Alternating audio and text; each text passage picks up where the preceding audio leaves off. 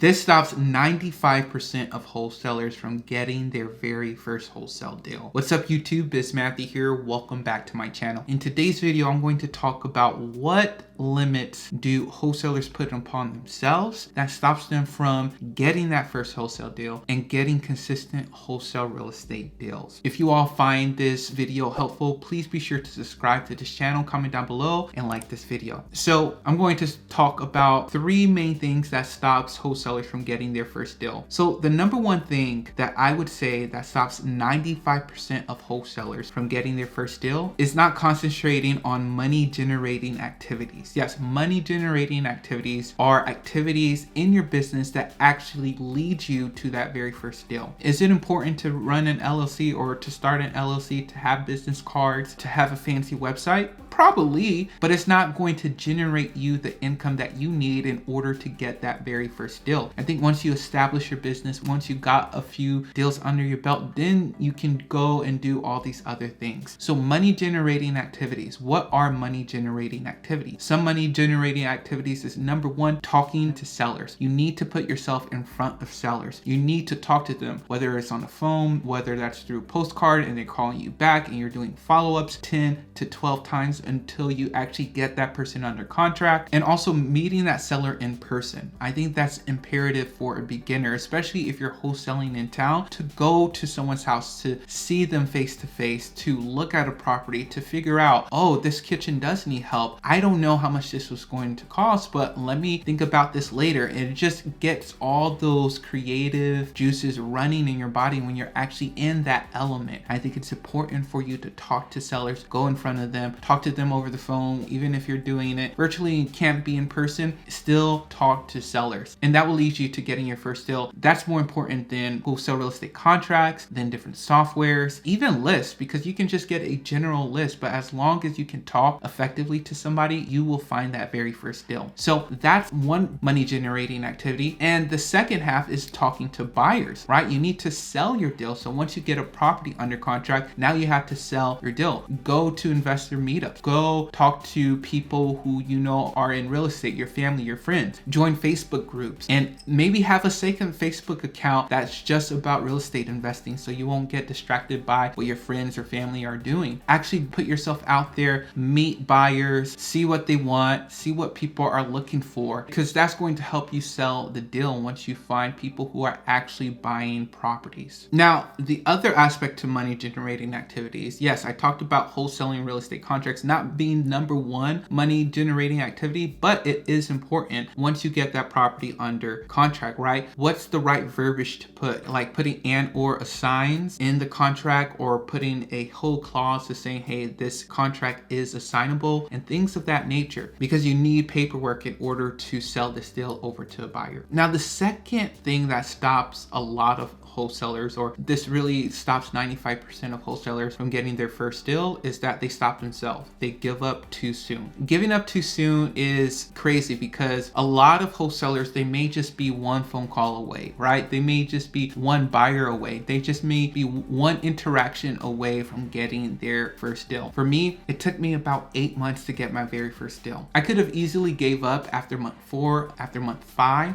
And the thing is that most wholesalers who take this seriously, they usually get their first deal within 4 to 5 months, I would say, if they actually take action every single day. Now, the other thing I want to talk about with giving up too soon is an example of someone who didn't give up too soon and what they did in order to bring them to that edge to get their first deal. It was my friend. I've been wholesaling for about a year, and he was interested and he heard about it and things of that nature. But until he started actually doing the things that I told him to do, like the money generating activities, that's when he actually found the deal, and we actually put it under contract and we sold it, and he made money off of that deal. Now, that deal, there was some ups and downs. It was a long story with that deal, but things that he did was he drove for dollars, right? Take your car, and go drive and look for distressed properties. Pull the list and cold call that list. And he did all of those steps, right? He didn't concentrate on, hey, I don't think I'm good enough here. I don't think I'm doing this well. And that's the other thing with giving up too soon is people get frustrated. Let's say you are talking to sellers. Let's say you are doing the money generating activities, but you're just still not there, right? And you get frustrated and you let that get to you. And so a lot of people give up. I think analysis paralysis, where people are just thinking about things they can't control, and it makes them think of the non-generating activities, and that makes them give up. So if you have someone who is stuck, who is frustrated, they are more likely to give up. Maybe prematurely that they give up. Yes, I understand that there is a trial period. Yes, I think you can try something, and then if it doesn't work out, move on to the next, but know your time frame, know your time period, know how much time you're going to allocate and dedication to a specific business, and use that time wisely to actually take action forward. The other thing about my friend was that he was new, so he didn't know exactly about everything else with wholesaling. He just knew what I told him to do. So he didn't concentrate on the different clauses in the wholesale real estate contract. He didn't concentrate on business cards. He didn't concentrate on websites, on LLC. He just knew, hey, Matthew told me to drive for dollars to do this, download this app. This is all I know about this business, so I'm going to do that. And I think all these other outside factors can affect all of that. The third thing that I believe stops a lot of investors from getting their very first deal is that they're not continuing to learn, right? Because continuing to learn specifically about the numbers, like running your comps, because you can keep on doing the money generating activities, but whenever you get a deal under contract, no one buys them. Why is that? Because you're not taking the time to actually learn the numbers of this business. I recently made a video of how to find ARV, how to find your offer price. So check out that video if you're interested. I talk about how to use Zillow, how to use PropStream, how to use the different services online to find your maximum allowable offer, and also find the after repair value of a property, because you have to put a property under contract where it is attractive to an investor, right? They need to make money and you want them to make money, right? And so you do these different things, you learn about the business and keep on doing that. Make that mistake putting a property under contract at a bad price. Not necessarily that you want to do that, but it's bound to happen, especially in your beginning stages. But when that happens, learn from it, right? Don't just keep on doing the same thing, right? Actually